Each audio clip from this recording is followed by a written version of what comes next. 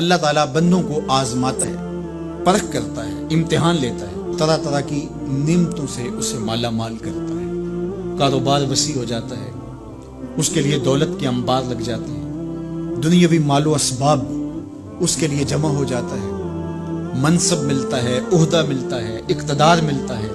شان و شوکت ملتی ہے، لوگوں کے دلوں میں اس کا گھر بنتا ہے، تو اس کے ذہن میں یہ بات آتی ہے کہ میرے رب نے مجھے جو عزت دی ہے میں اس کا استحقاق رکھتا تھا، اور میں اگر اس لائق نہ ہوتا تو مجھے کیوں نوازا جاتا، تو گویا میرا رب میرے اوپر راضی ہے۔ اور پھر جب محفل نعت میں مہمان خصوصی بھی بن گئے تو پھر تو ان کے نفس کو اور تسکین مل گئی۔ جب پیر صاحب نے بھی ان کو ہی اہمیت دی تو پھر انہیں لگا کہ واقعہ ہی ہمارا رب ہم پہ راضی ہی ہے، تبھی تو ہمیں مذہبی طبقوں کے اندر بھی اہمیت مل رہی ہے، حالانکہ وہ جانتے ہیں کہ ہم نے یہ دولت کیسے حاصل کی ہے، وہ جانتے ہیں کہ ہمیں سجدے کی توفیق نصیب نہیں ہے، وہ جانتے ہیں کہ آج اس محفل میں مہمان خصوصی سے تو کل ہم شراب خانے میں تھے، انہیں پتا ہے،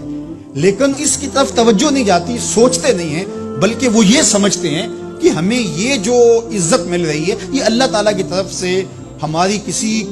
قبولیت کی وجہ سے یہ عزت ہے، حالانکہ یہ ان کی آزمائش تھی، ان کا امتحان تھا۔ دوسری بات، وَأَمَّا إِذَا مَبْتَلَاهُ، اور جب اللہ اس کو آزماتا ہے، فَقَدَرَ عَلَيْهِ رِزْقَهُ، اور اس کے رزق کو تنگ کرتا ہے، اس کو آزمائش کی بھٹی میں ڈالتا ہے، فَيَقُولُ رَبِّي أَهَانَنِ، تو پھر وہ چیخ اٹھتا ہے، میرے رب نے تو مجھے ذلیل کر کے رکھ دیا۔ بیماری آ جائے، ابتلا میں مبتلا ہو تو وہ کہتا ہے کہ میرا رب مجھ سے ناراض ہو گیا، تو یہ انسان کی کج فکری، ایسا نہیں ہے۔ کسی شخص کو دولت کا دیا جانا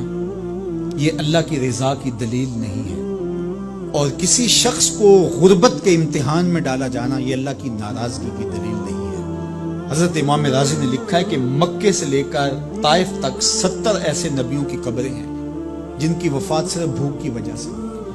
تکلیفوں میں، آزمائشوں میں، امتحانوں میں، ابتلاؤں میں اس کے بندے رہے۔ میرے اور آپ کے آقا و مولا حضور ختمی المرتبت کے گھر میں کبھی برابر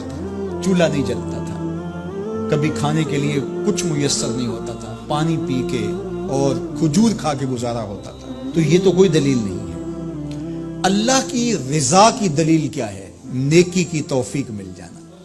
اور اللہ کی ناراضگی کی دلیل کیا ہے؟ کسی شخص کا گناہ پہ دلیر ہو جانا۔ کوئی بندہ گناہ پہ دلیر ہے اور معصیت، نافرمانیاں، اللہ کے حکموں کو توڑنا اس کا مزاج ہے، تو سمجھو اللہ اس سے ناراض ہے۔ اور اگر کسی کو اللہ نے سجدے کی توفیق دی ہے، کسی کو اللہ نے اپنے راستے میں خلوص کے ساتھ خرچ کرنے کی توفیقات عطا کی، حلال حرام کی تمیز اس کو عطا کر دی گئی ہے، تو پھر سمجھ لو کہ اللہ اس پہ راضی ہے۔ باقی رہی بات کہ کسی کو دولت کا زیادہ دیا جانا، کسی کو کم دیا جانا، تو یہ آزمائش ہے۔ اب جو اہل ایمان ہیں، اللہ کے بندے، وہ کیا کرتے ہیں؟ جب دولت زیادہ ملتی ہے، اقتدار ملتا ہے، منصب ملتا ہے، تو بس اللہ کے شکر کے دائرے میں آ جاتے ہیں، اور جب مصیبت آتی ہے، تکلیف آتی ہے، اذیتوں میں مبتلا ہوتے ہیں، تو پھر وہ یہ نہیں کہتے کہ ہمارے رب نے ہمیں ذلیل کر دیا، بلکہ وہ اس پہ صبر کرتے ہیں اور اللہ کے حضور دعائیں کرتے ہیں، التجائیں کرتے ہیں کہ مالک تو نے جو جس آزمائش میں ڈالا ہمیں پورا اترنے کی توفیق نصیب فرما، ہماری سفید پوشی کا بھرم نہ ٹوٹے، اور ہمیں اس مشکل وقت سے بچانا کہ جب ہماری یہ غربت ہمیں کفر تک لے جائے، اور جب ان کو دولت مندی دی جاتی ہے تو وہ ڈرتے ہیں کہ اللہ ایسا نہ ہو کہ یہ دولت ہمیں فرعون بنا دے،